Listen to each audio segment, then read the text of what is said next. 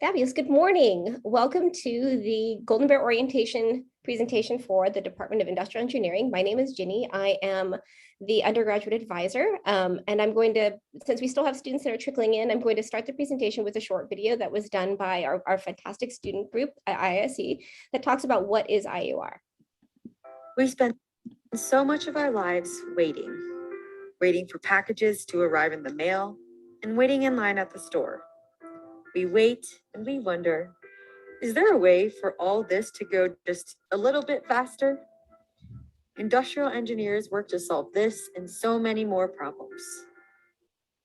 But what, you might be asking yourself, exactly is industrial engineering? Industrial engineering is the process of inventing and designing ways to analyze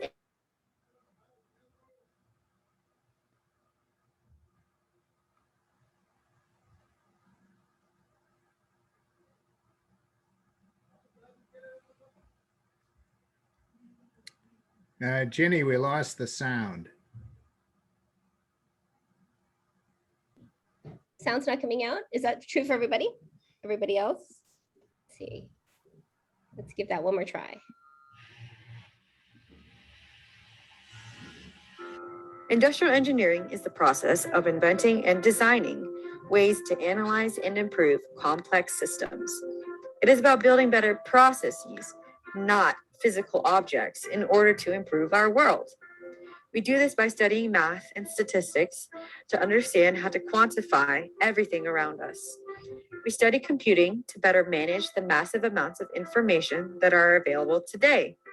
And we study business to communicate these findings with leaders of industry.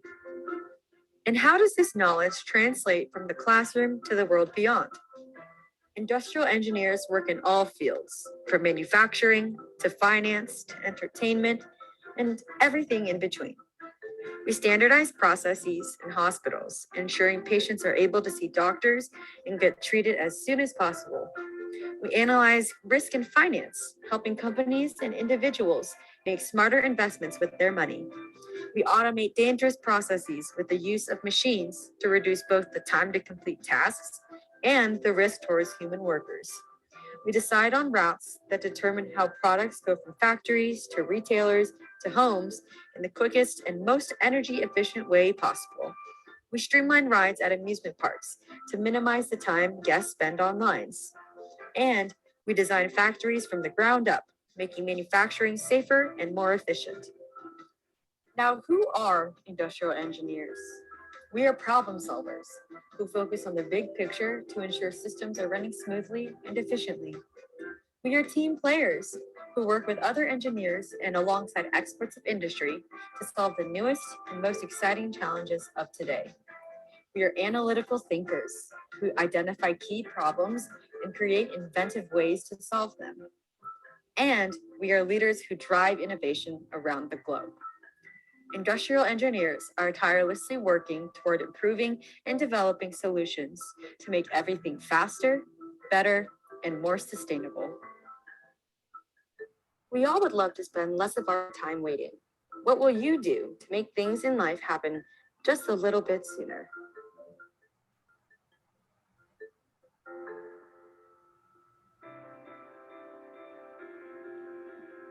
Thank you all.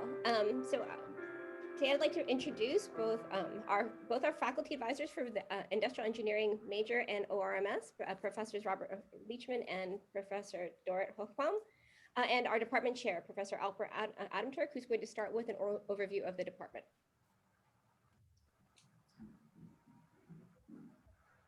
Hello, everyone. I'm Alper Adamturk. I'm going to share my screen with you in just a second.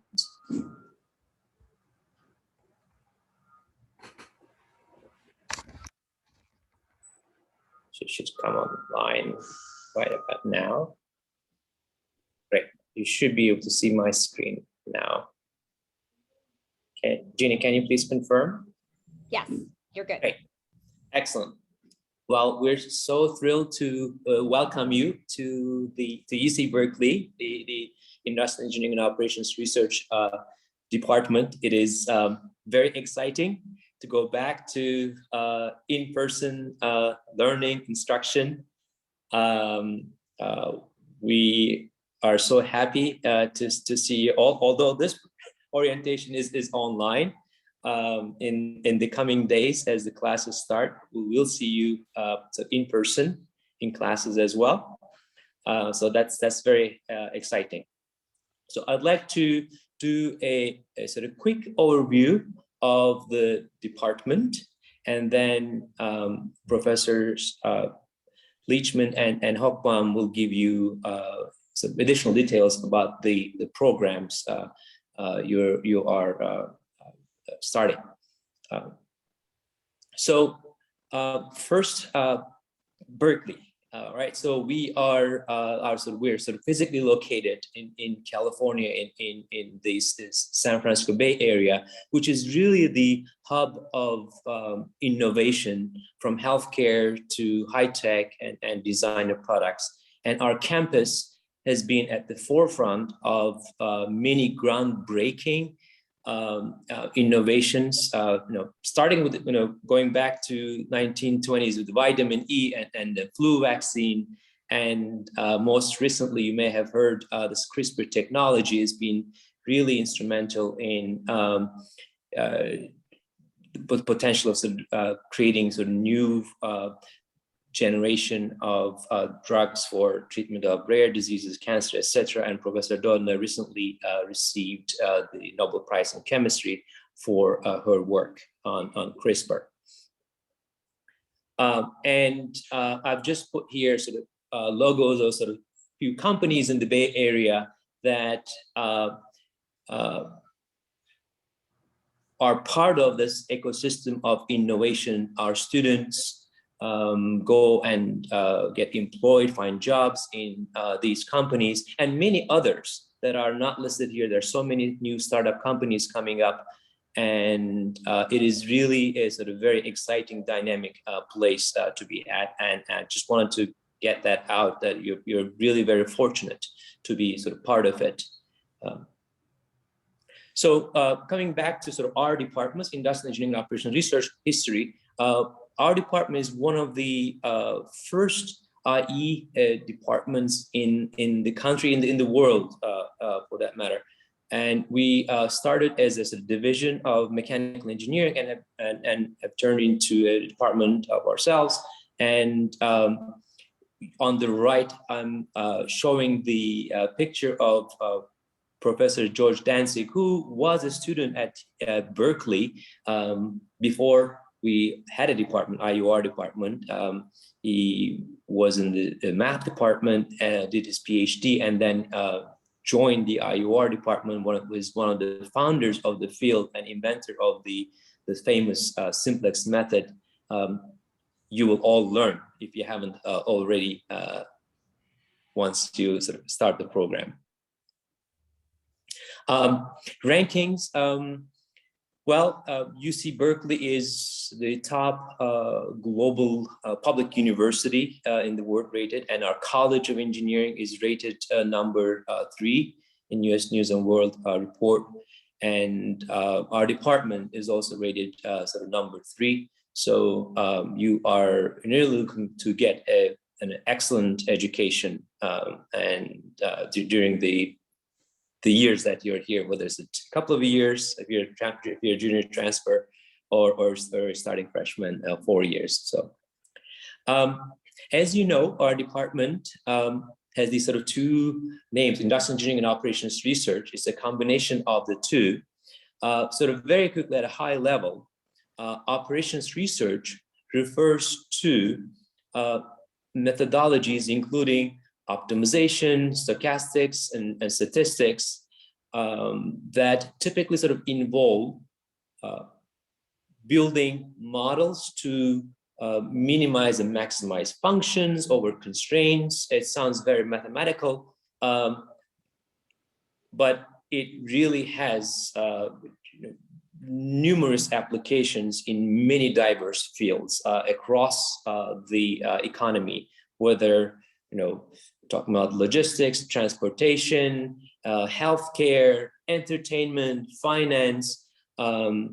Our impact can be found in any of these sort of part of the economy. And industrial engineering refers to utilization of these operations research techniques to design industrial scale systems and improve their efficiency by paying attention to how we use scarce resources such as time, such as information, money, materials, human resources, etc.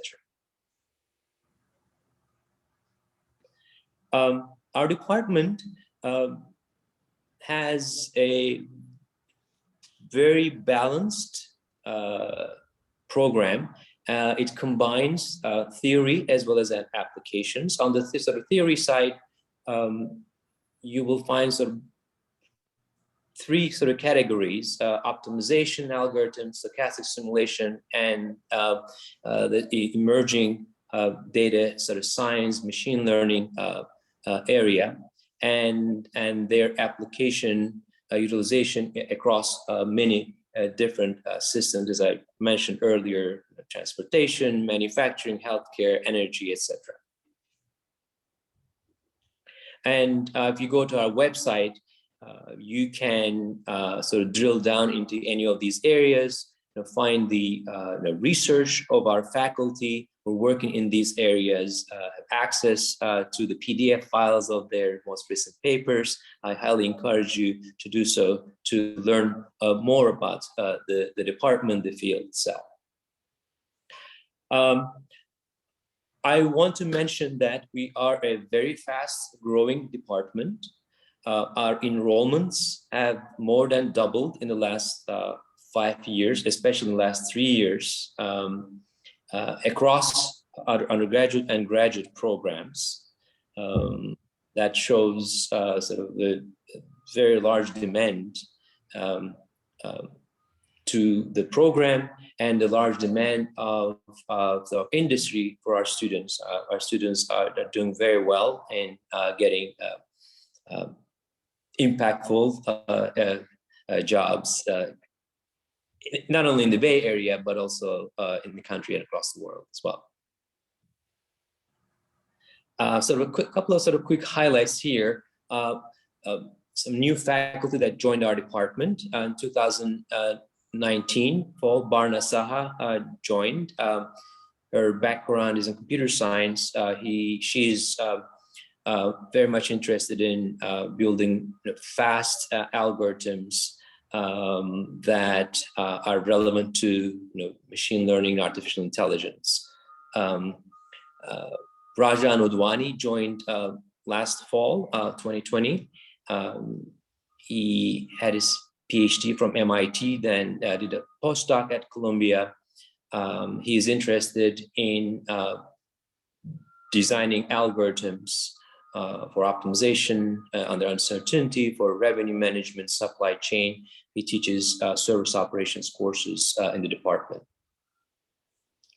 Daniel Pirtunsky also joined the fall of 2020. He's our teaching assistant professor, and I'm sure you'll be taking some of the courses that he will be teaching, and his research area is bridging the gap between theory and practice of reinforcement learning algorithms. And finally, in this fall, we're very happy to see Thibaut Mastrolia is going to join our department. He might be on a plane flying as of now from Paris to San Francisco. And his research area is in stochastic analysis and finance. He has been an assistant professor at École Polytechnique in France, and he'll be contributing to our growing financial engineering program. And so with these sort of additions, we have about 21 faculty members now in our department. our staff, very capable staff. So you met Jeannie Sadil, and she is the department's undergraduate student services officer. And you may also interact with some other members of the staff. We have just added another staff person who's going to help us with our new analytics program. She's going to start September very soon. So a quick summary: 21 faculty, 7 staff now with the new staff member joining. And these numbers, student numbers, are for last year, close to 400. Last year, due to the pandemic, our student enrollments were a bit lower than normal.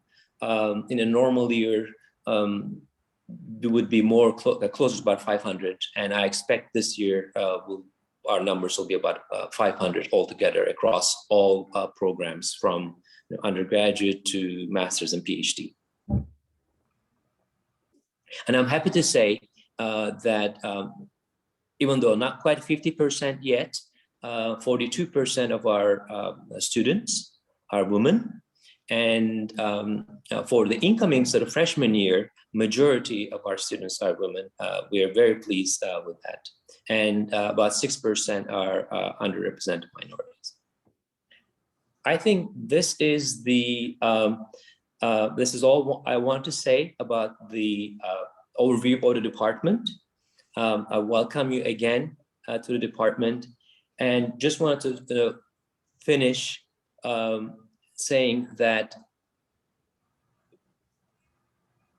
foremost in our minds when we're starting this semester is your safety and safety of others as a sort of campus community. Please make sure that if you're not COVID program sort of compliant, policy compliant, make sure that you finish if you last steps if you need to do on UC website. There is so if you just Google COVID UC Berkeley, you'll go to the webpage that lists for students what the policy means, and vaccination mandate and the using mask sort of indoors. So those are the minimums. If you'd like to carry a hand sanitizer with you, that's great. And if you want to still do some social distancing, so for sort of extra caution, and that's all great. So we want you to be safe, and please sort of pay attention to those sort of campus access guidelines. All right, thank you. So I'll stop here and leave you with Professor Leachman. Thank you, Alper. Stop sharing my screen. That would probably be best.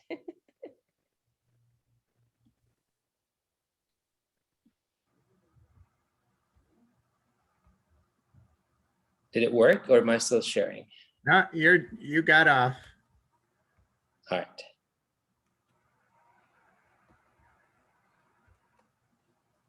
So now I'll pull up the same presentation where Professor Adam Turk left off. I'm Rob Leachman, the head undergrad advisor for the College of Engineering undergraduate program in our department. And I think Professor Adam Turk has already given you a good introduction to IEOR. Sometimes I'm giving this presentation without that, so I won't spend a lot of time on that. I've been on the Berkeley faculty since 1979, and before that I was both an undergrad and a grad student at Berkeley with a 2-year gap when I was working out in industry. And on the side, I have my own software and consulting company where my former PhD students are doing high-tech manufacturing and supply chain management projects. And I work in the areas of manufacturing and transportation and supply chains. Okay, so as Professor Adam Turk related, We consider IE a branch of engineering, but we're not dealing with the elements of micro elements of technology as much as we are dealing with large systems and the processes to operate those systems. So we're kind of a managerial level of engineering, as I call it. And since we're not working by ourselves at a lab desk, but we're working with large organizations, we're working with people. And so other things from the social sciences and statistics and so forth become more important to us than they are to other kinds of engineers. So we're doing things like designing or the systems to operate supply chains, factories, healthcare delivery, financial, and so on. You know, I think you've seen this already. IEOR, our compound name, IE is kind of the domain area of engineering. OR refers to some of the analytical tools that we use. And so you'll get a mixed education of both engineering challenges in our domain areas and analytical techniques of operations research.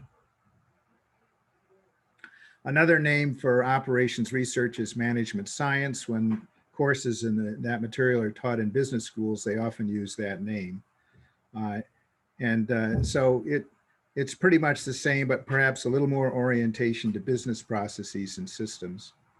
But that's, of course, within our domain in the department. We worry about those things too and treat them in the courses, and you'll certainly have an opportunity to learn about that.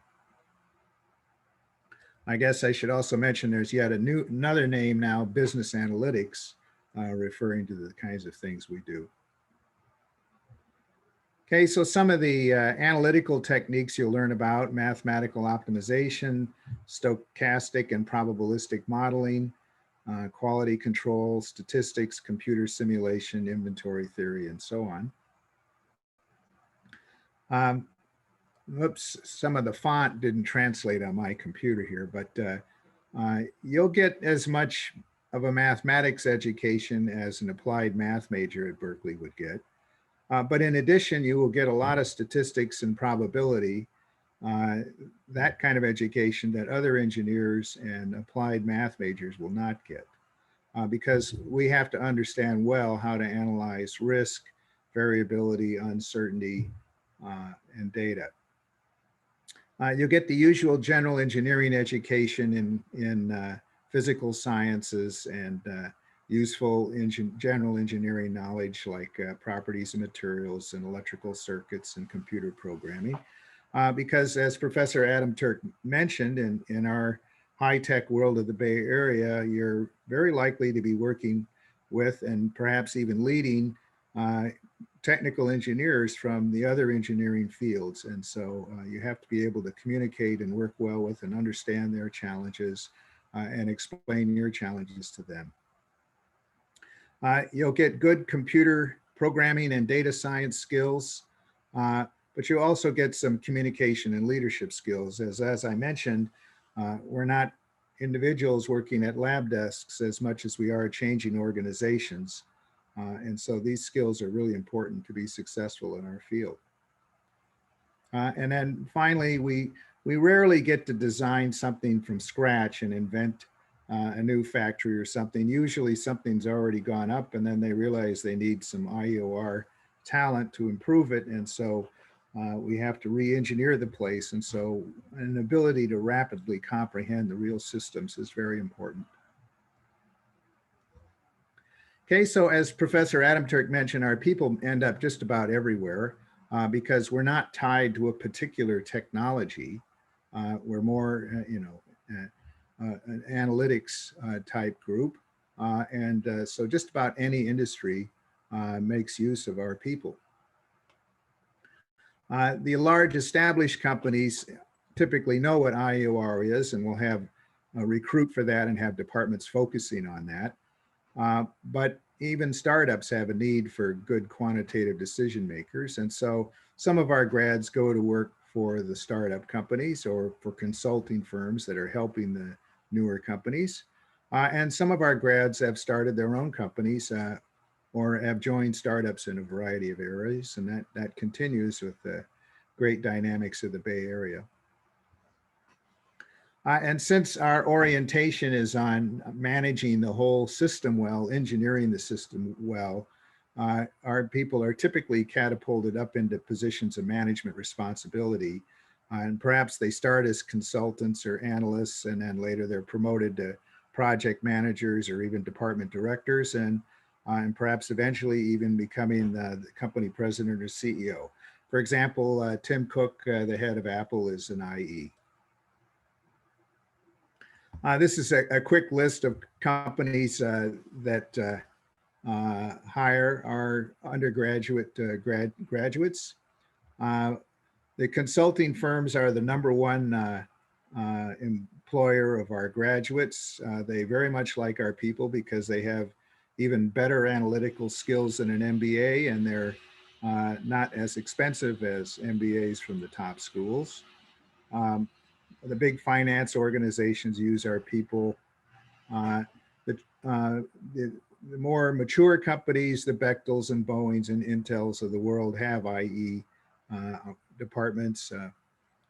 Even the city of San Francisco does. And for example, Disney World has a staff of about 80 IEs trying to make their crowd handling more efficient.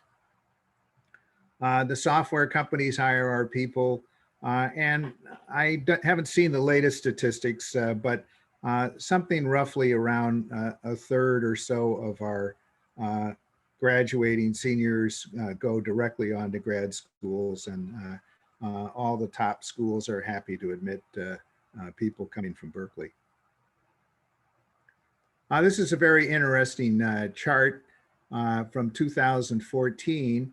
The blue bars are job postings in the various engineering fields, and the red bars are the hires. These are average monthly figures. And you note the lopsided appearance for industrial engineering, where there's dramatically more postings than hires. And I've never heard of a case of where our graduates had difficulty finding employment.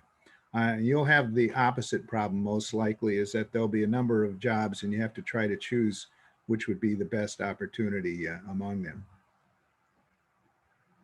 And I think this is because our people are so flexible. They can work in any industry.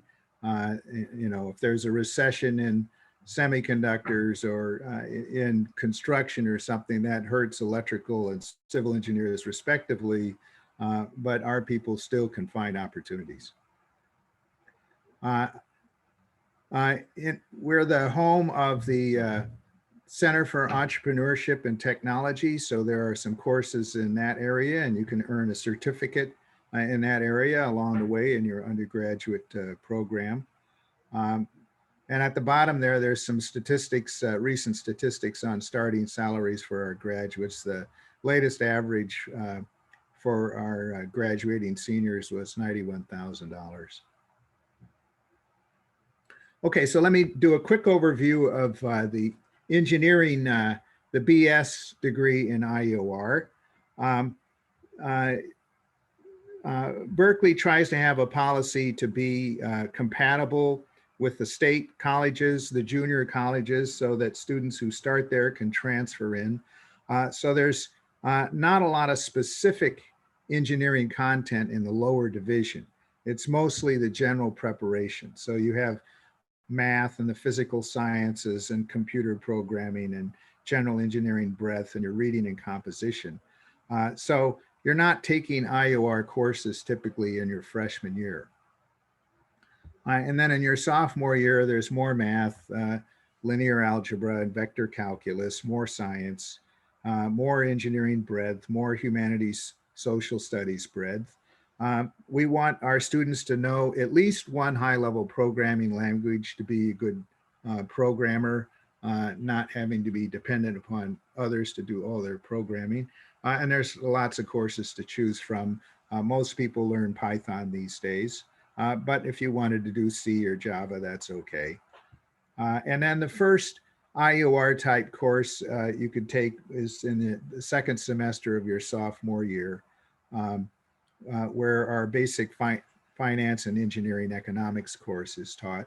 And we give this an E number, engineering, instead of an IE number, because we make it open to all engineers. And of course, others from other majors may be interested in taking this course. I should mention that those of you with advanced credit coming out of high school, there's no reason to repeat anything you already know. So go as fast as you can and take as much as you can. You know, you pay a fixed price to come to the university. You might as well learn as much as you can. Then the complexion changes dramatically when you come into your junior year. And now you're learning the courses with the analytical techniques of operations research. There's a couple courses in optimization. There's a course in statistical analysis. There's a course in probability, and another course in probabilistic stochastic modeling and simulation. You can take courses in the statistics department for statistics and probability, but I would recommend you take our engineering versions. The statistics department has to cater to the entire campus, whereas we can focus on the kinds of statistics that you'll use in managerial and industrial engineering situations, as opposed to something like biostatistics and so on. And then you'll have time to start taking elective courses in the different areas of industrial engineering, the different challenges, and I'll talk about the elective courses in a moment. And then usually in the upper division, you'll be taking a couple more humanities, social studies electives to fulfill your total elective unit requirements. Then in the senior year, things are getting more fun. Now you can take courses in the elective areas of the kinds of managerial and engineering challenges that interest you. You'll take the simulation course, and then the most fun of all is the last semester, where in the senior project course, the students work in groups of 4 with a local company and work on improving the company. And so you get a chance to now be an industrial engineer and use the analytical techniques that you've learned and try to make the company or the client better off. Okay, so here's the shopping list of electives. You need at least 6 courses from this list, but you're welcome to take any and all of them. We have a course on databases. No matter where you go, you're going to be dealing with lots of data, so having strong database skills, I think, is very important. I teach the course on high-tech manufacturing and designing and operating efficient factories. Then we have a course on machine learning. We have a course on traditional production and inventory management, IEOR 150, a service operations course, things like call centers and hospitals and other service systems. Then we have our supply chain course, 153. 164 is a specialty course in optimization. I'm not sure if it's, we have somebody to teach it right now, but sooner or later it'll come back. And I should mention that almost all the electives are once a year. So, you know, if they come up and you want to take it, grab it there, because you won't see it for another year if you don't take it at that time. Then there's a decision analytics course, integer optimization course. 170 is more about things like human-computer interface and workplace design and website design and the like.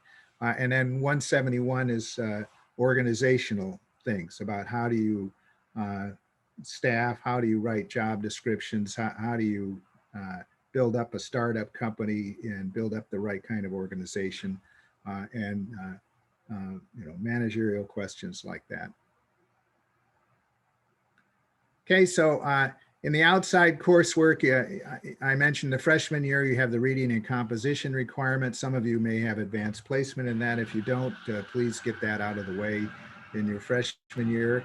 And then over the course of your degree program, you need 4 more humanities, social studies courses. I think it's better, again, to get those out of the way early because there'll be lots of engineering education to do in your last 2 years.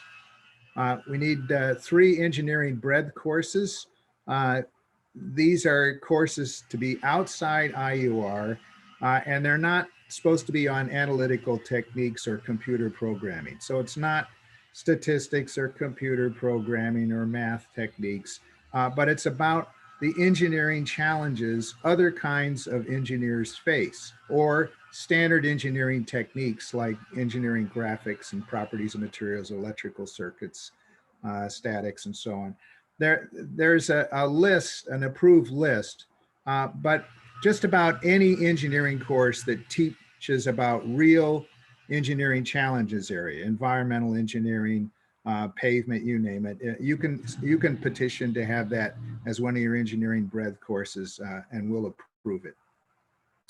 And then there are other general technical electives, and you can do just about anything of interest anywhere in the university that's on a technical topic to fulfill those units. Okay, so if Professor Hochbahn is here, I'll stop and she can go over our letters and science major, our ORMS major. Is she on? Okay. Yes, I'm on. Actually, if you can leave the slide about the ORMS. All right, well, I'll share my screen again, but you can talk. Yeah. So our ORMS program is designed to offer a combination of the OR techniques and management science. So more of an emphasis on the business side rather than the engineering side. And letters and sciences students can join this program. And these are the requirements for the program. So you have the technical courses of IEOR, which is on the stochastic side, the 172, and the equivalent of the statistics probability, and introduction to stochastic processes, so that's 173. And then we have 2 courses, 160 and 162. So 160 emphasizes nonlinear optimization techniques and some discrete optimization. Discrete optimization is like integer optimization, and you have a separate elective course for that.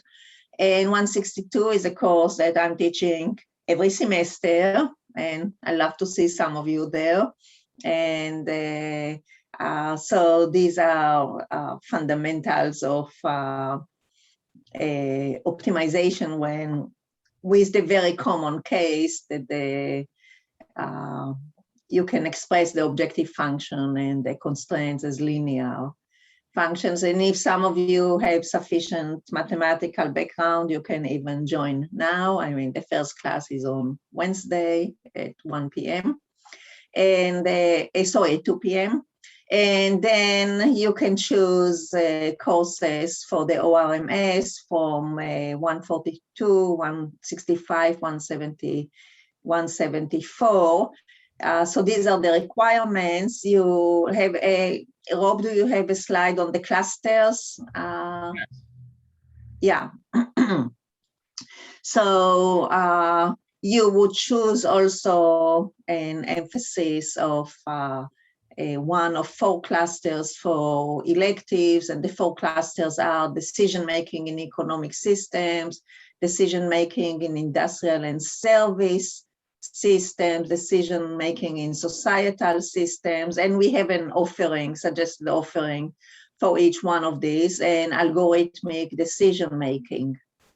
And if you have any issues with that, you can contact me in particular about the clusters and make an appointment, or we can exchange email information about this.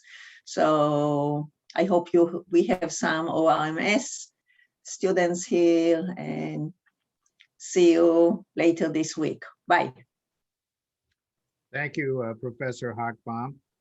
So I'll finish up here and just say that if you have, you'll have a faculty advisor assigned to you.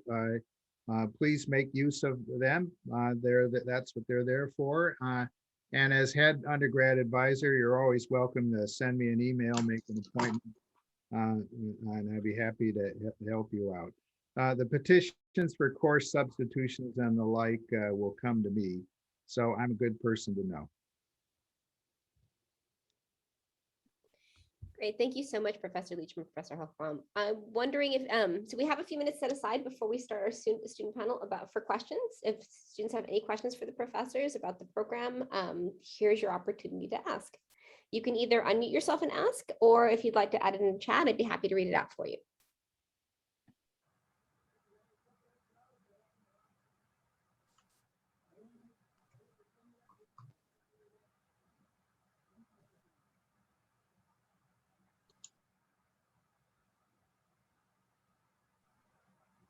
Everybody seems so shy.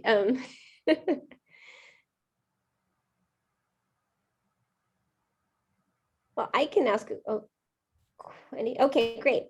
Abby? Hello, it's a pleasure to meet all of you, and I'm excited to be working with you guys this upcoming semester and being in person at that. I am Abhigyan Biswas. I usually go by Abby. I am an incoming junior transfer into the IEOR department.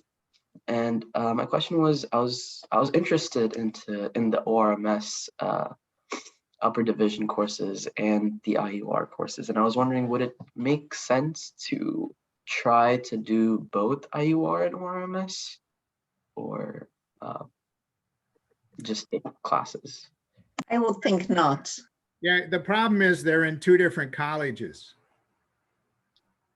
So if you're in the College of Engineering, you do the IOR BS, and if you're in LNS, you do the OR MS BA. And you know, there's 80–90% overlap. So I don't believe it's ever been done. I'm not sure it's possible to get both degrees. Considering that, so if anybody's interested in doing a simultaneous degree, which is 2 degrees and is getting 2 degrees in 2 different colleges, or doing a double major, which is getting 2 degrees in the same college, the rule at Berkeley is typically not overlapping more than 2 upper division courses between the 2 majors. And because the core requirements of ORMS and IEOR are very similar, it would be impossible to do both majors. So you couldn't do a simultaneous degree between the 2. Got it. Got it. Thank you.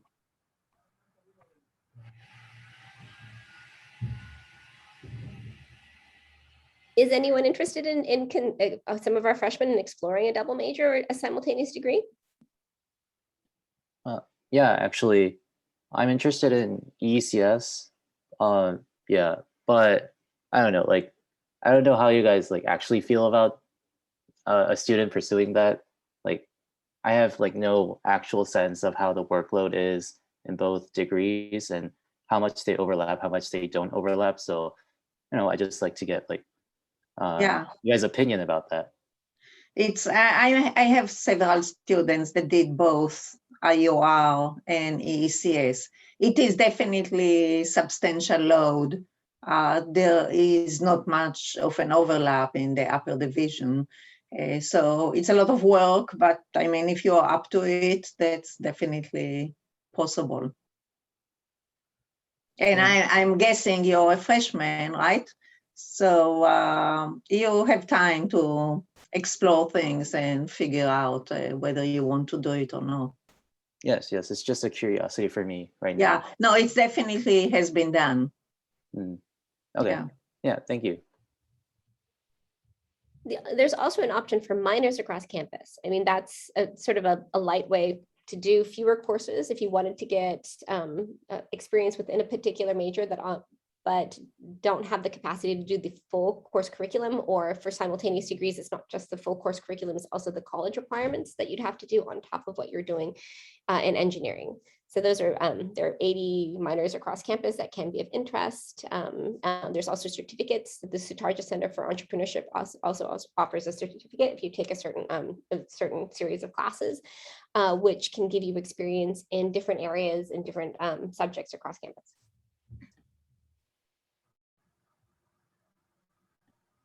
So we have a student who's interested in doing an engineering and business degree. It would be so there's two different ways to do this on campus. You can apply to the Haas School as any student across the different campuses can apply in their sophomore year for admission to the college in their junior year. There is also a program that's specific for engineering students in IEOR and the Haas School of Business, which is the MET program, which might be of more interest. And they're now taking, if you're a freshman, you can apply to that program in your sophomore year for admission in your junior year. And I will put that information in the chat if anybody wants to take a look.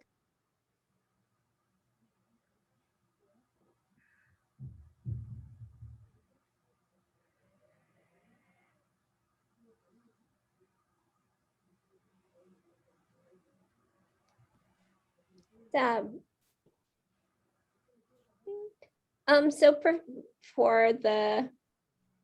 Professor Hochbaum, I have a student who wants to know if there's an honors program at ORMS.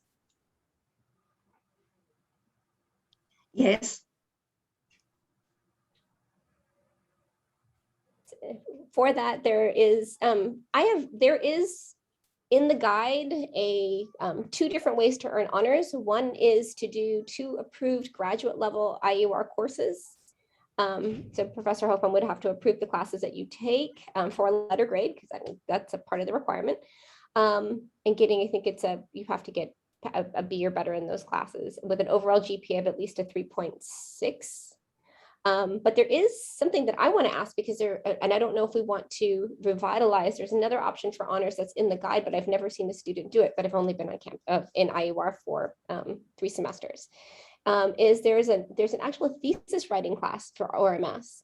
I'm wondering how you feel about that as being an option as well. I think that can be pretty good. The challenge is to get the faculty that would supervise thesis work. I have a research group that is active and includes some undergraduates, and actually none of them did. I mean, some of them wrote papers while undergraduates, but they didn't use it for as a thesis. So I mean, but if I think that if you get faculty that is willing to supervise undergraduate thesis, then that's fine. Oh, that's great to know. One student wants to know about study abroad. Have you had an experience with students who have gone abroad or coursework that they've taken abroad as part of IEOR or MS? This happens every year. We get some students who do 1 or 2 semesters abroad. It's a challenge to find equivalent courses so that you can maintain normal progress and still finish on the same time. If you go to a really good engineering school that has industrial engineering type courses, then of course it's much easier than if you don't. Generally you would want to plan the program you're going to take abroad with your advisor to try to make as much progress, normal progress towards the degree as you can.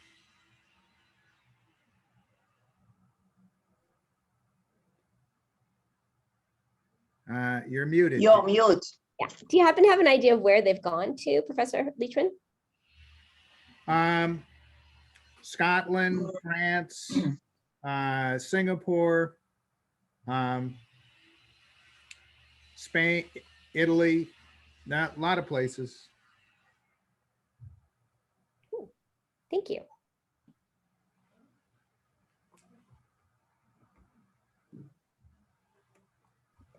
I know one of the key takeaway, one of the key recommendations as an advisor that I will always make to students is that they should go to faculty office hours. Is there anything that you can help to demystify what a faculty office hour is for students so they don't feel so nervous about coming in and meeting with you? I don't know what there is to demystify. You're welcome to come and, if you have questions about your program or questions about the class you're taking, you're welcome to come to office hours. Or, if it's not a convenient time, you can make an appointment and we can do it via Zoom. So it's pretty easy. And I would strongly encourage you to talk to the faculty, not just your advisor, but those teaching your classes. Go to their office hours or make appointments and get a little one-on-one learning.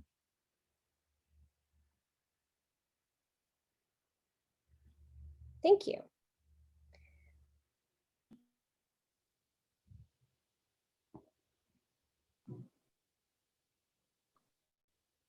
All right, everyone, I'm going to give you one last opportunity. There are, we have a student who wants to know if what are the benefits of having a business degree with your IEOR degree, or what's the benefit of doing both MET?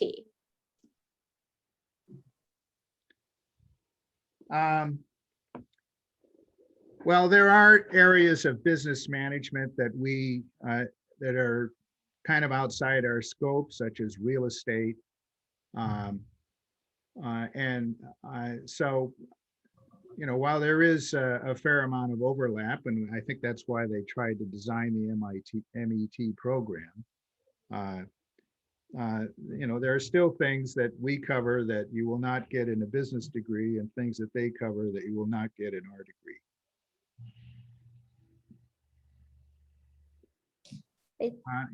Our business school is famous in areas like marketing and real estate.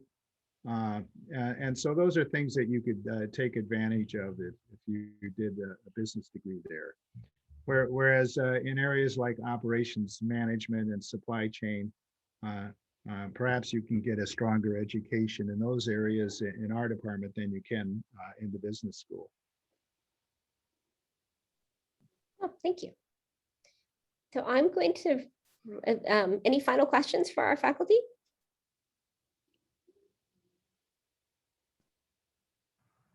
No, I had nothing in chat.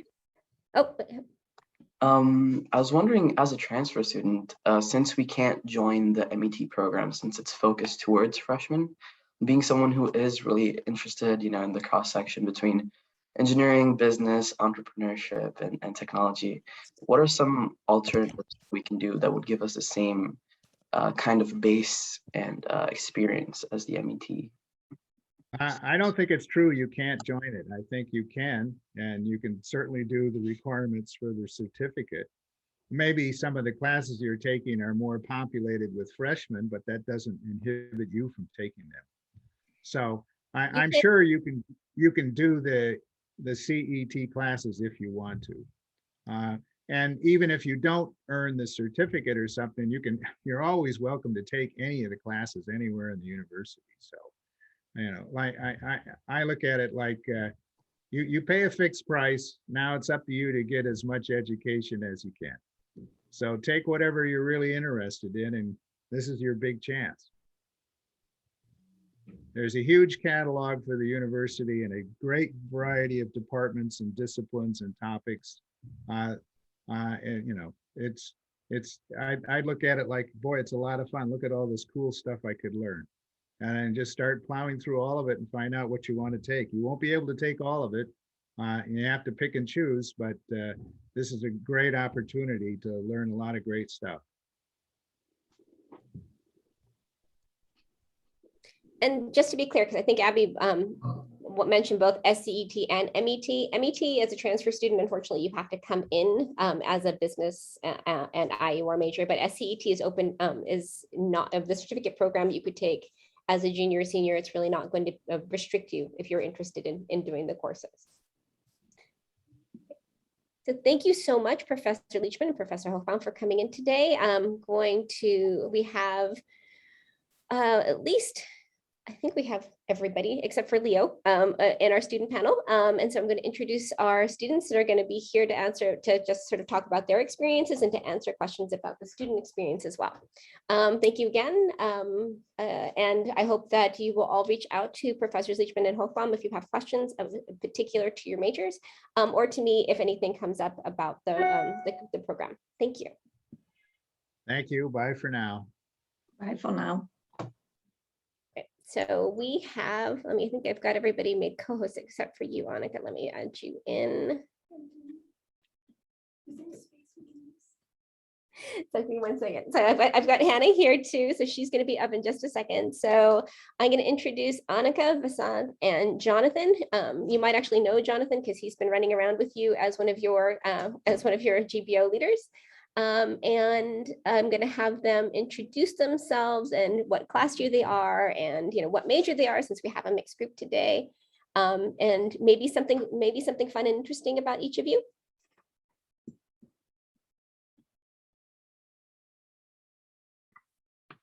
Okay, I'll kick us off.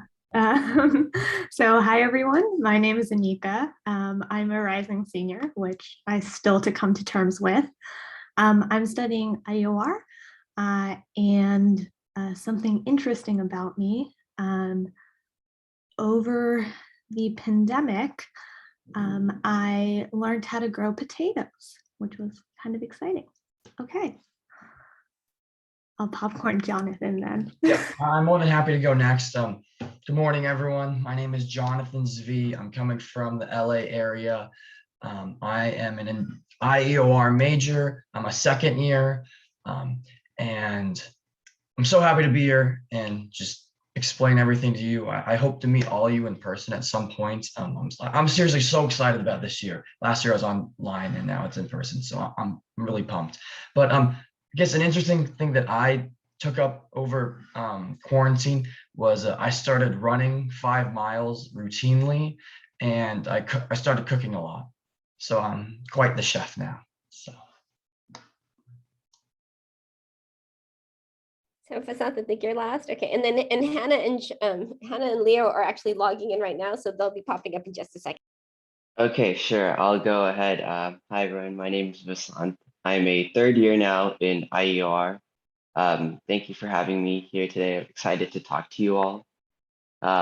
Unfortunately, unlike Jonathan, I'm not a professional chef. I started my first cooking yesterday in my new apartment, so that's been really exciting. But over the pandemic, I joined a dance team, so that's been a lot of fun. Thank you.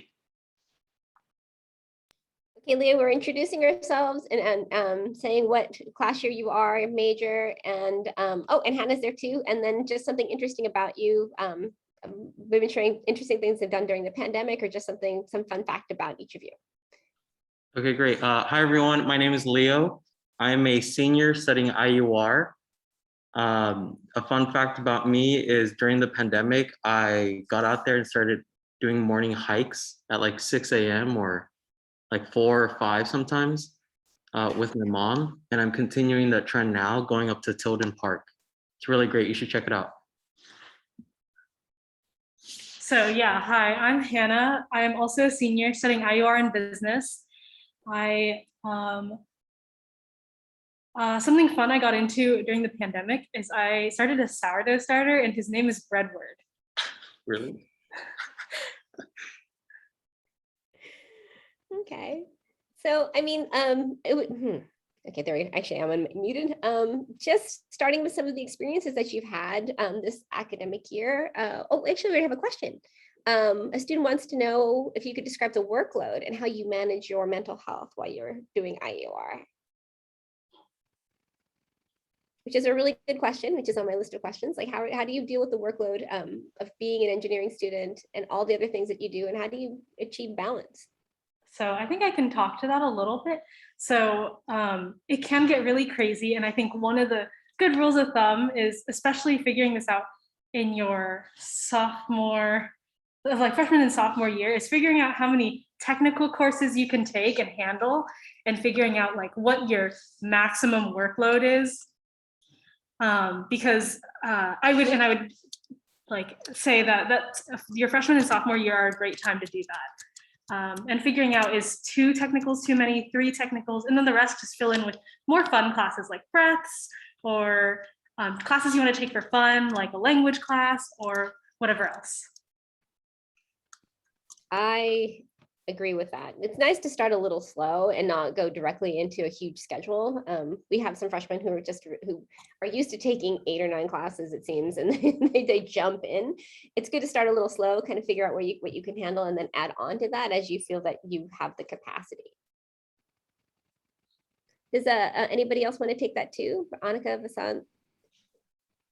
I'll add like a tiny bit to that, like 100%. Go at your own pace. And I think one thing that's very common is you'll look around and you'll see, oh, someone's doing this many classes or someone else is doing this many classes. I would say really like ignore that. Each person is their own, and also based on your semester it may be different. So there are semesters that have taken a bunch of classes, and there are semesters that have taken barely any classes. And it's really based on what else is going on during your semester. Sometimes it's good to just take a light semester in the middle, just, to relax and for mental health. So really, I would say like ignore, and always at the start, you have an option to drop a class. So if you need to drop one, do it. There's no shame in that whatsoever. And sometimes we do recommend, like, if you're not sure which class you're going to take, maybe sign up for both. And then, after the first week, say, I'm going to take this class and not the other one. Yeah. Yeah, I can also jump in. So I'm not gonna lie, like being an engineer is difficult. You're going to get to a point where it's really stressful, and using the resources that you have as an engineer, whether it's your advisors or counselors, or going and using like all the e-tang just either ship or free care that you can get, use it, because you have all these resources at your hands, like just one like foot away from you. And I don't think enough people use it because they either don't know about it or that they're lazy. So if you're able to use your resources, it can make something that's overwhelming a lot less, it can make it a lot more manageable. I'll add one thing to resources. We're all part of a club on campus for IEOR students, and we're great like upperclassmen resources. If you ever have questions about course load or just the major in general and things like that, IISC at Berkeley is a really good resource, not biased or anything. Also unbiased and highly recommend. I agree, though. As an advisor, it's a fantastic student group, and there are also some college level resources, including tutoring, that I'm going to drop in chat for everyone. The link for students to see, even if you're in ORMS and not IEOR, a lot of the tutoring is open to all colleges. At least it was when it was in person. So as we move back to that model, I'm sure that they'll have the opportunity to find help in some of those IEOR classes if we have tutoring resources.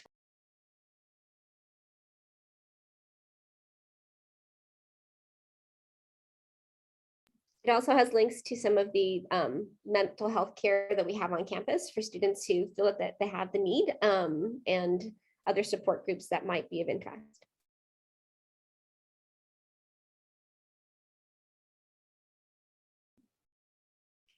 Well, do we have any other questions? If you have a question, you're welcome to add it to chat. I was just going to see if our current students wanted to describe, just to kind of give us an idea of what it's like to be an IEOR major, like or in this case, we're talking about course loads and balance. Is there a course load combination that you would not recommend as a student, as everybody's looking at their class schedule going into the fall term?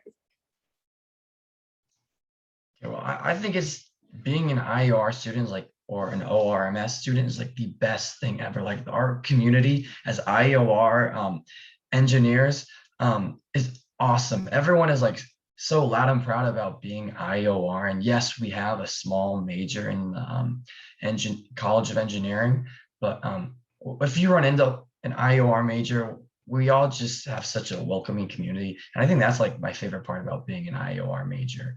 Also, when people ask you what it is, like no one knows really what it is. And so explaining it to them actually is a lot of fun.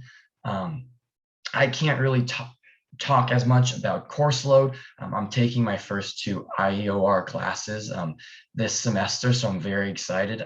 If you're in 162 or 172, I will see you there. But the other panelists, they have a little bit more experience with course load than me. Yeah, actually, I wanted to jump in here, not specifically to talk about course load, but to talk about another thing Jonathan mentioned, this what is IEOR question.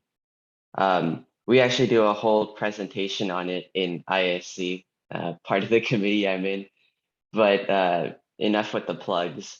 The reason I wanted to mention it is because unlike some other majors, the kind of career you go into after studying industrial engineering or operations research isn't as clear cut.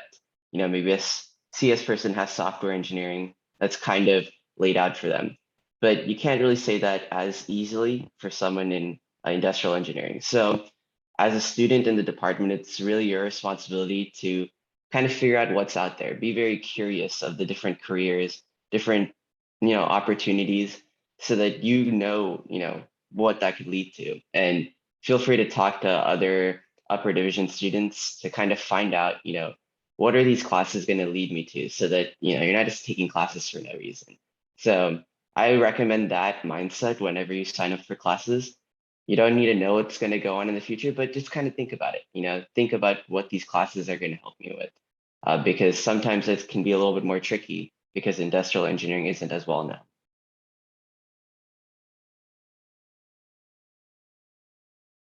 Yeah, so speaking to what Vasant just said, like from my personal experience, I've had 3 internships so far, and I've interned on the business side, in sales, in operations, and in supply chain, and all 3 were very different. And I have a roommate who's IEOR as well, and she's interned in 3 completely separate fields than I have. So like that's just a testament to how many options you have as an IEOR major.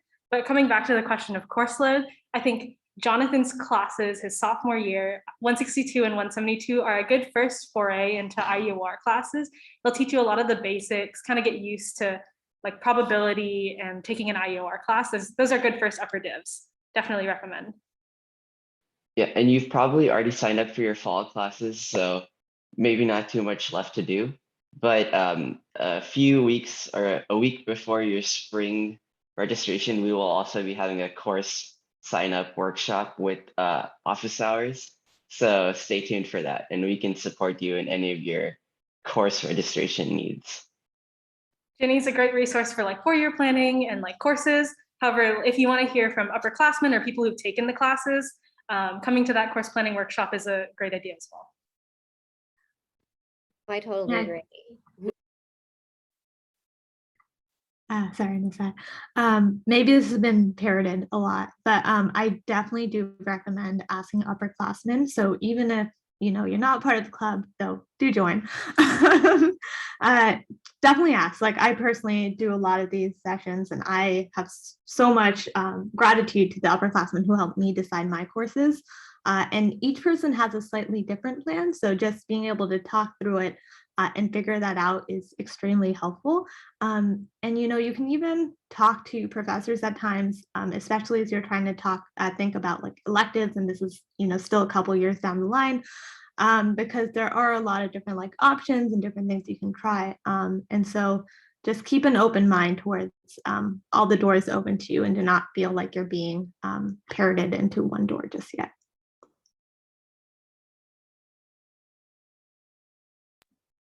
Great, thank you. So the class planning workload kind of leads into a question that a student has asked about, like, have you ever experienced imposter syndrome, and what do you do to reassure yourself, or what sort of resources do you have you used on campus to sort of help you realize that your place is here?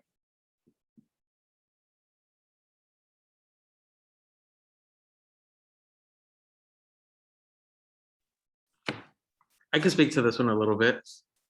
So I guess kind of going into it, some background for me. When I was in high school, I didn't really have much of a pre-engineering kind of training and mindset going into Berkeley.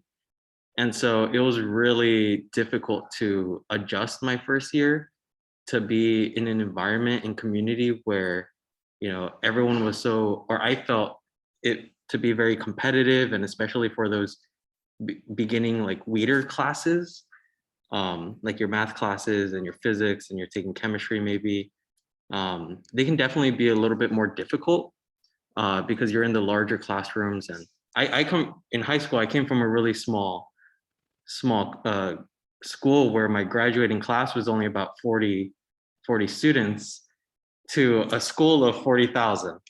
So it was definitely a really rough transition. And the way I moved past it is just by meeting and talking to people like Hannah, who are just amazing and just splendid and fabulous people to talk to, who kind of just also reassure me that I belong in this space. I made it here.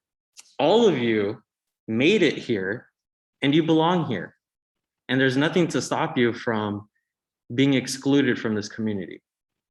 All of you are amazing people, and you're gonna do great here. Just make sure to talk and communicate and be a part of the Berkeley community, because, well, you're here and there's nothing really that could bring you down from that, right? So I think my friends and your classmates, just talking to them, their experience could be really helpful and supportive. Yeah, and I think another great thing is also to remember that there are just going to be some things, but this is what helps me, is there's just going to be some things that I am not the best at. And I have like long accepted that I am terrible at some things, and finding someone who can play to your strengths and weaknesses. So someone that complements your strengths if you're working on a group project, or just being able to accept, acknowledge that sometimes there are going to be better people in the room, a lot of times, because we go to an incredible school. But that doesn't mean you're worthless. You still add value to every team, because there are things that you do best that other people in that room can't do either. And know that you belong here. I mean, this is a big campus. This is but those admissions officers, they're going through with a fine-tooth comb, looking at all the different requirements. If you're here, you belong here. If you're an admitted student, now sometimes it can be challenging because you're here with the top something percent of your class, and there are going to be things that you're better at, or that other people are better at than you are, which probably didn't necessarily happen in high school because you had to be the top of your school in order to get into Berkeley in the first place. But it's all about, if you feel that you need support to help you with a particular class, get through a particular obstacle that's in front of you, we're here. The school is here to help you. Your teachers are here to help you. And you can succeed on this campus. There is just in order to get into engineering, you must have had a phenomenal undergraduate high school curriculum. You're an amazing person. I have not met a single student here who has not been amazing. So just know that you are amazing, and that we're here to support you. If you feel that that hesitancy, because you do belong. This is not, you can do everything you need to do in order to get your degree at Berkeley. But if you need support, that's really not that, it's not unusual, whether it's tutoring support or counseling support. It's there for you to ask, and it only can help you if you do, especially when it comes to things like tutoring. Tutoring is it's completely new. When you're in high school, it may not be that normal, but here it's completely normal to have, to ask for help when you need it, whether it's from your GSIs, from your instructors, or from the tutoring center if you need that additional push. I mean, some just general first year knowledge that I've been just sharing with all of my students and everyone that I meet through GBO is get involved with as much as you possibly can, and just spread your wings. Like, you are in college, and we're back on campus, and this is one of the most exciting things ever. So embrace it, and just absolutely devour it. Meet as many new people as possible. Everyone in this Zoom room, they're your peers. They're going through it with you. You're each other's support team. And just try and meet as many people as possible. Just talk them up. I know sometimes it's a little bit difficult and scary, but everyone's in the same boat. So if you just start talking to someone, oh, what's your name, where you're from, what's your major, you already have a few things you can talk about, and you're at one of the absolute best universities in the world. You have a very unique opportunity for the next 4 years, and just maximize it. And that's my mindset. So yeah, to what Jonathan said, it definitely, like, we encourage you to join us, but it doesn't have to be us if you want to look for a community. There are so many great campus communities. Like, you can join engineering teams, AFX, which is a dance team.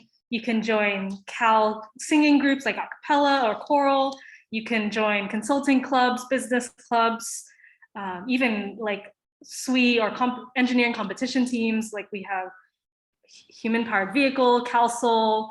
We have so many different opportunities. Just try to find a niche that fits you. But if you are interested in us, we will be tabling from 12 to 3 today, and you can stop by and see a lot of us.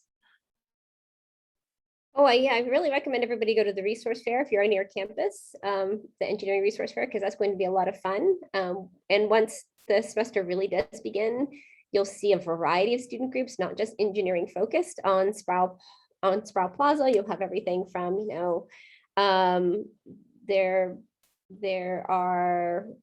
SWE, but there's also clubs that deal with specific interests. So you could do anything from anime to surfing. You know, there's going to be a lot of things for you to be able to explore.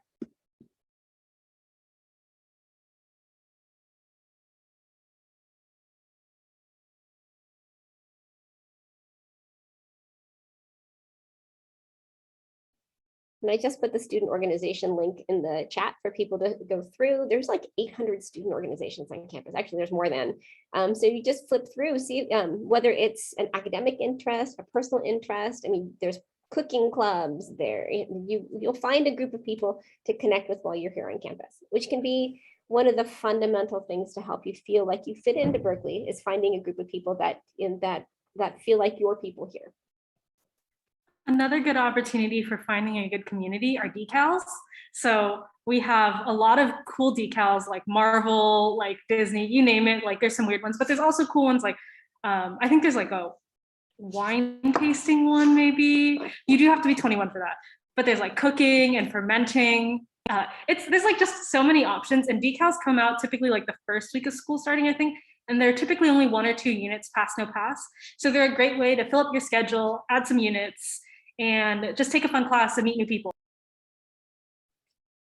And when you look at the surveys at the end, it really is like one of the things that they enjoy the most is being able to take some kind of wacky decal class, including things like, and I know that they have competitive Quidditch on Memorial Glade during the semester, so that's always kind of fun to watch, to swimming, to it's just, there's so many different things. Sometimes it can be a little overwhelming. So it's kind of fun to try different things. Like Jonathan said, try the different things and find out what fits for you.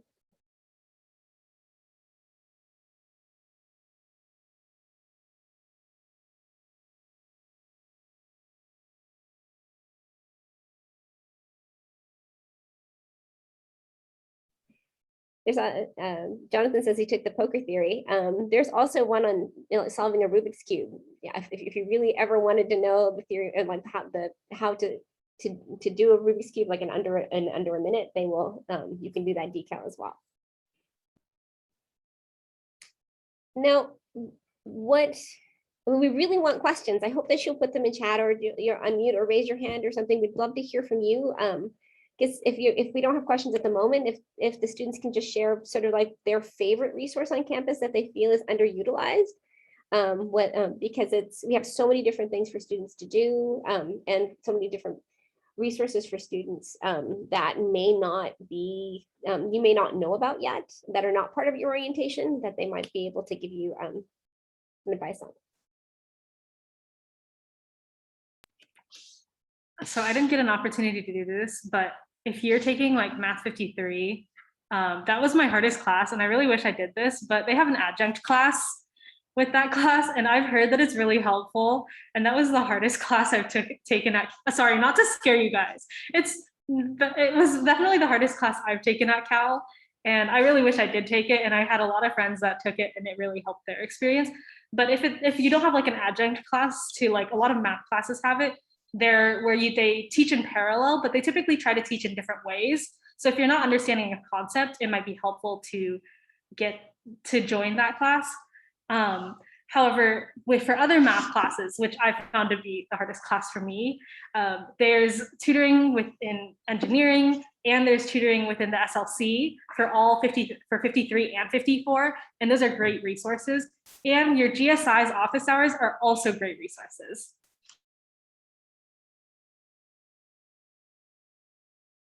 There goes all of mine. But there's one tricky thing. So I don't know about all of you, but for me, I personally have a hard time writing. Essays are not my forte. So when it came to breadth classes, SLC actually has it's like if you submit your essay, you can get some like editorial feedback. And I used that during my first year, and that really helped me just kind of gain a little bit more familiarity and become a little bit more comfortable with my writing. And then we've said this before, and I still think it's underutilized. It's just like upperclassmen. I think like even your peers, asking them about courses and like what to expect in terms of course load, and like what kind of things are fun and things like that can really help in just kind of getting a sense. And I think that's still a slightly underutilized resource. So I'll put that out there. And I think the SLC sometimes, but not always, has those adjunct classes for math 1A, 1B. So if you're starting from if you're starting from calculus and not going directly into multivariable, you have the option to do the same for those for the lower division math classes, the foundational math calculus courses. They also have tutoring. They also have like exam preparation for 1A, 1B, 53, and 54 to sort of help students out as well. If you are in RMS, they also have the exam groups for, I think, econ and statistics. Justin, if you're, but it depends on semester to semester what actually the extent of what they're going to be offering in a given term. And there's some advice in chat if you're interested in finding out like help on 160 and 162. But I am going to echo what's in chat right now, that office hours are a great resource. Generally for your IEOR classes, there's less like your upper division IEOR classes, there's less like outside resources like SLC or ESS. However, our classes tend to be relatively small, so there's not that many students per GSI, and the professor and the GSI will also hold office hours according to how many students there are. And if you ever have questions on material or homework or anything like that, that's a great place to ask. Also, forming study groups is really helpful too, especially for 160 and 162. I found 160 pretty challenging, and having a study group for that class was really helpful. And I can honestly say there's only one undergraduate class that hit the 200 enrollment mark, so that will be virtual. That's 142 for the fall term. So our classes aren't small, like really small. Well, some will be like some will be between 30 and 60, but on average, I mean, they won't get to 200 very often, so you won't have like the large lecture classes.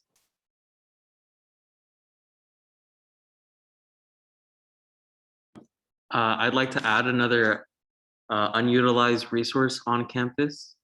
The RSF, they offer a lot of wellness classes. I've taken the opportunity to take advantage of their like daily yoga classes. So I'm sure right now the RSF is being a little bit tricky because you have to do some bookings, and I'm not exactly sure how their classes are going to be going on, but every day they have, like Pilates or yoga or even swimming lessons. And so I think the RSF is a pretty not utilized resource, because apart from, your mental health, you also need to have your physical health, which is really important. I will say though, if we are in person, you will be walking across the hilly campus a lot. And that will definitely help you partially with that physical exercise component. During the pandemic, of course, I had to find a new routine, but that really did it for me the first couple of years. Underutilized resources, bear transit. Oh, yes. And I recommend Bear Walk to anyone who's going to be walking across campus in the, especially our freshmen going to the dorms in the late evening or early morning, depending on how late you're at that library. Because we are in an urban area, and that is a service that is free to you, and you really should take advantage of it. It's you can go to any of the emergency phones, the little blue ones, and call for someone to walk you to your dorms. So if you're walking across campus at 2 o'clock in the morning, sometimes it's nice to have someone walk you through to where you need to go. Oh, I've got a question about any other popular clubs or research programs for IEOR students. Anything else that you would recommend? So a lot of students in our major join ISC. So we're a really good club, low commitment, and we host like IEOR and ORMS specific events. However, a lot of IEOR students tend to join business and consulting clubs, or just like Berkeley in general. It's a pretty big group of clubs, and a good way to figure out clubs, like what clubs you want to recruit for, is there's a resource fair later with ESS. But later in the week when school starts, a lot of clubs will start tabling on Sproul, which is right in front of the student union by the Amazon store and everything like that. And it will be crazy. There's like probably like tens, like almost 100 clubs, maybe more, tabling there. And they'll hand out flyers and you can kind of pick and choose what you're interested in. There's things like cultural organizations. So like Vietnamese Student Association, Chinese Student Association, things like that. There's, and basically anything you can think of, like volunteering orgs, things like that. My favorite is when we get into the semester and they start in those student groups, they don't leave, they table all year round. But those cultural clubs will often have fundraisers and you'll have food, like you'll have international food as you walk through. So you'll get you can get everything from boba tea to tamales as you're walking through Sproul Plaza. Sorry.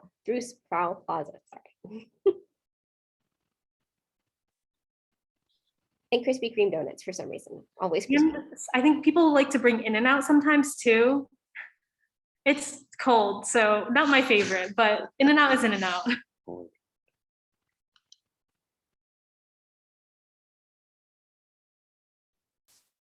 Have any of our continuing students done research with a professor or with an organization that they want to talk about?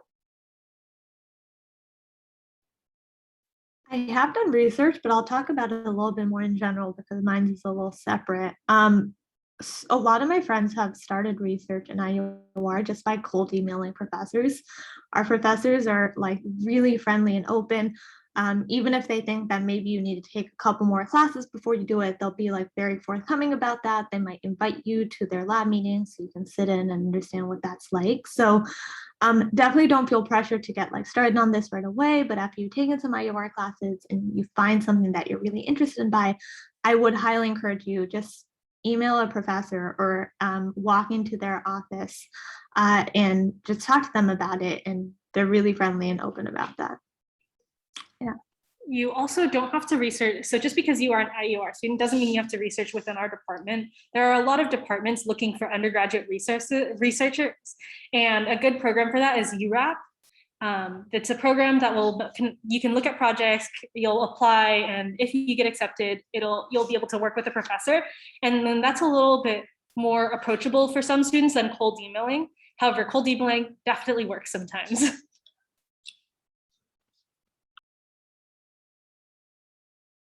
The College of Engineering specific for the IEOR students for URAP is Beehive, which is another research sort of research opportunity. It's faculty member who are looking specifically for undergraduates, and they opt in to list it for engineering students. I will put that in the chat for everyone to take a look. But URAP is fantastic because it's across campus. It really does give you the opportunity to apply what you're learning to different subject areas, because there are faculty who are looking for assistance, but they might be in psychology, they might be in the transportation center, they might also be in the College of Engineering, but it gives you a greater scope and to sort of see what you can actually use your major for.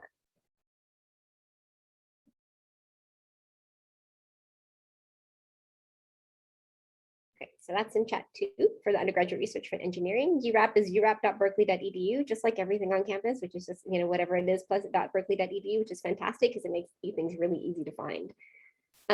We did get one question about course selection.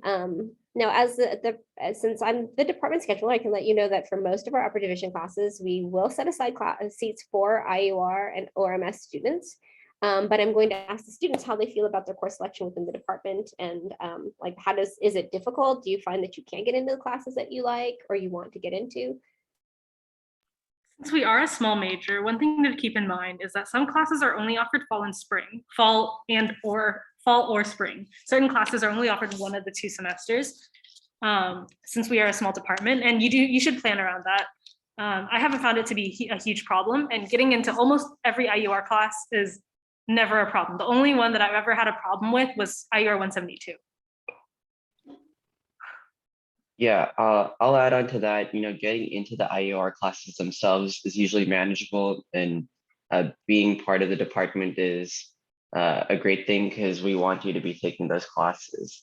But you'll find yourself also taking classes from other departments, just naturally, as you want to supplement your education with your other interests. And in those departments, you may not have a reserved seat in the class. So it may be a little bit tricky to get those, especially if they're a large class, or even if it's a small class and there's not that many spots. So for those, I would, do a little bit more research, kind of find out what's going on in those communities. So you'll be able to better register for those classes, and, you can know whether to phase 1 something or phase 2 something, take it during the fall or spring. So it's just good to be kind of knowledgeable about other departments if you're going to be taking classes in those departments. Yeah, I do recommend having a 4-year plan, but not one that's necessarily fixed in stone. I created one like starting off, and I think maybe everyone here also did. But doing that is really helpful just to deal with the fact that Hannah was talking about. Some of our classes are only offered in the fall and some are only offered in the spring. And especially when it comes to the 172, 173, 174 series, you kind of want to start that sophomore fall so that you can get to 174 by fall junior year. So just kind of doing that sort of planning and working out what classes you want to take, that will also help you going into a specific registration period, because well, these are my top choices of classes, and you can ask other people who have done course registration before about, okay, which ones do I have a higher chance, which ones should I phase 1, which ones should I phase 2, and then also you also have your backup options in case you can't get into one of those. Which other classes would you be open to taking and that you'd like to take? And so having that ready is really helpful, but then of course letting it change. So mine has changed every single semester, but having that 4-year plan made sure that I knew that anytime I was on track, and I didn't have to stress out about very necessarily needing a class, because I did have, options and it would be okay. So that's just one of my recommendations. Have a 4-year plan. Don't have to stick to it, but it is a good thing to have. And I will need to emphasize this for the IEOR students. There is one class that's usually a spring class, though it is listed in the guide as fall and spring, because sometimes there is a cohort in the fall, but it's not a guarantee. Your capstone, IEOR 180, is only offered in the spring term. If for some reason you wanted to graduate early, you would need to take it in the previous academic year if you wanted to take it, because there's no guarantee that we'll have anything available in the fall for you to graduate early. So that's something you just have to plan on as a spring only class. If we happen to have the opportunity to offer in the fall term, we do try, but it's not something that we can guarantee will be offered in fall, but it will always be offered in the spring. There are some courses, as I think, as Hannah and Leo mentioned, about that are offered once per academic year. But if you ever have a question about it, and I know the answer, if I know the answer, you're always welcome to reach out to me. Or if you're trying to get into a class, any IEOR class, and you have any difficulty, you're also welcome to reach out to me to because I can give you an idea of if there's a restriction, why there's a restriction. There's some classes like IEOR 115 where you're much more likely to get in as a senior than you are as a junior, because the faculty really wants students to have a good background and experience before taking the class. And those sorts of preferences can actually affect your enrollment. 115 is the only one I can think of, honestly. But if you do have any questions about course enrollment, you're always welcome to reach out.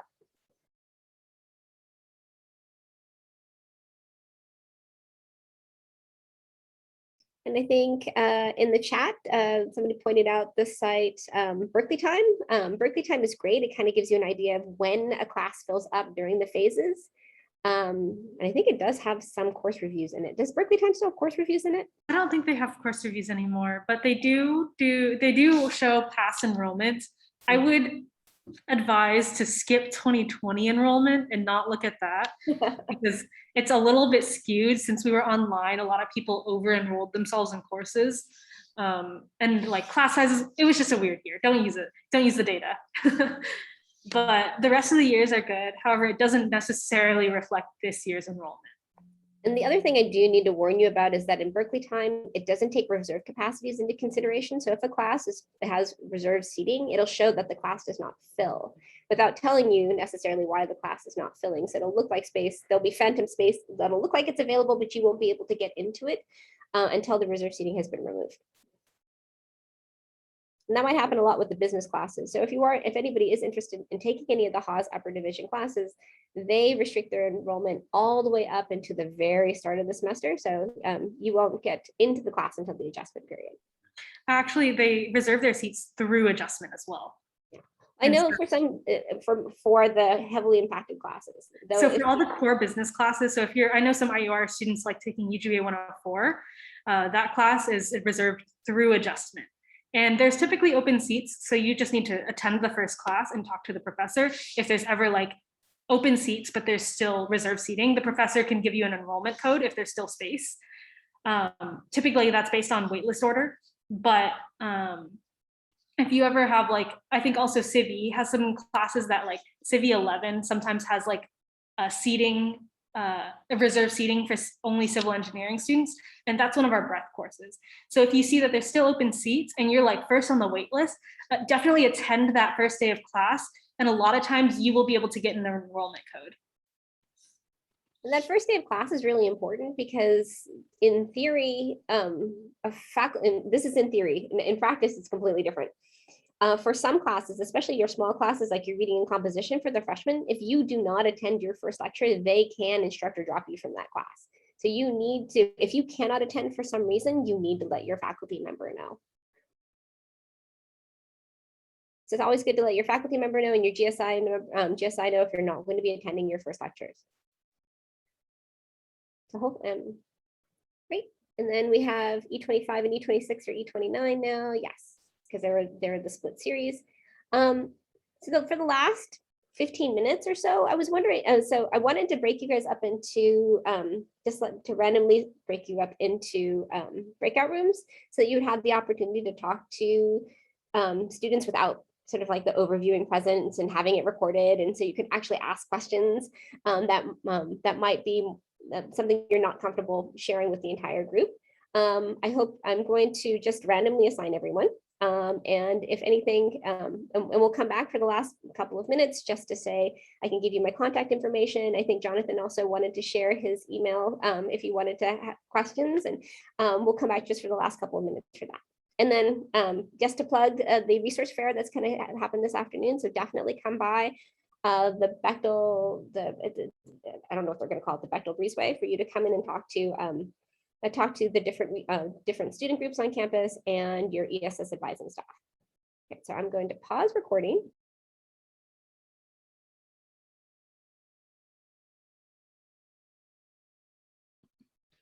Welcome back, everyone. I hope you enjoyed your one-on-one conversations. But as a last plug, just the contact information, and thank you for joining us today.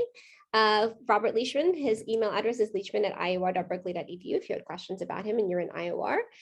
For Professor Hochbaum, it's hochbaum@ior.berkeley.edu if you have questions for her. And for me, my email address is gsiddell@berkeley.edu. You're welcome to contact me at any time during the semester. That's what I'm here for. And I realized that I was not broken. And if you need to make an appointment, I have an appointment link which links to my schedule. You can put yourself anytime that you want on my schedule at IEOR. A lot of groups aren't back yet. Oh, we not? It's, Oh no, they have to leave. I yeah. thought I closed the rooms. They give us like an extra like a minute or so to get back. All right. Okay, so I'm just talking, unfortunately. So everybody heard it. Sorry. I'm going to have to repeat. I think, is that everyone back? It's pretty close. I think everyone should be back now. Yeah, I think so. Great. So welcome back, everyone. I hope you enjoyed your breakout room and the conversations you had with our current students. And you probably, if you were here a second ago, you heard me say this already, but I just wanted to give you the contact information for the faculty advisors for each of the majors. So if you're in IEOR, you would have Professor Robert Leachman, and his email address is leachman@ior.berkeley.edu. If you are declaring ORMS, your faculty advisor is Dorit Hochbaum, and hers is hochbaum@ior.berkeley.edu. My email address is gsiddell@berkeley.edu. You're welcome to email me at any time with questions that you might have.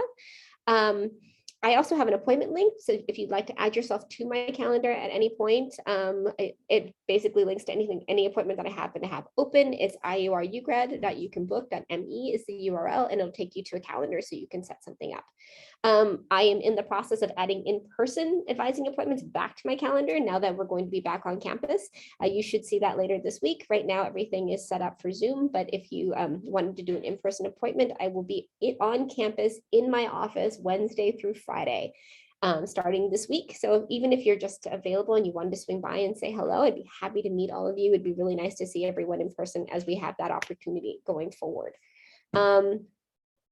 Thank you again for coming to our GBO. And I think, Jonathan, were you able to include your information? Because I think that was something that you had asked. If you wanted to include your email address to everyone, you're welcome to add it into chat. I think it's not, he's been open enough to say that if you wanted to have questions, you could reach out to him. Yes, I just added my email in the chat. Please feel free to reach out. I'm more than happy to help out in any way. I mean, I'm only a second year. Some of the other people on the panel are a little bit more experienced than me, but well, I'm a resource you can utilize. So. Yeah, and then I think one quick thing, besides the resource tabling this afternoon, I believe one, Ginny, I think we're having a welcome event, right? Yes, we're planning it. We had initially planned it for September 1st. I think that's still what we have on the books, and I will send out information to everyone once we have the location nailed down. We had initially, I think it initially had said we're just concerned about the location that we originally planned. So we're discussing. Have we had any additional discussion about this? I'm going to ask that. We have not yet, but I believe it's going to be September 1st. So mark your calendars. The location is not quite set yet. Save the date for September 1st. And the mixers are usually, food is typically provided. It's all current members are invited, so not just new students, but our current students. So you get a nice mix of people that you can meet that are part of IEOR, and you can ask questions. And sometimes for free food. You're going to be sick of dining hall food by then. Let me know if, and again, I'm always open for questions. I appreciate everybody being here. I'm going to let you all go so you can actually get lunch, go to the resource fair. Thank you to our panelists. Thank you, Leo. Thank you, Hannah. Thank you, Jonathan. Thank you, Annika. Thank you, Michelle, for coming today. I really appreciate all your coming in and helping students sort of get an idea of what it's like to be at CAP. Thank you all. Have a good day. Our pleasure. And we'll I'll see you see. soon. And I hope that you're at the resource fair. That would be fantastic. And like I said, you're always welcome to drop in. I'm here Monday through, I'll be virtual Monday and Tuesday, but I'll be on campus Wednesday through Friday as you're doing your classes if you happen to be around. I'm in 4145 Echeverry. You're always welcome to come by and say hi. Bye all.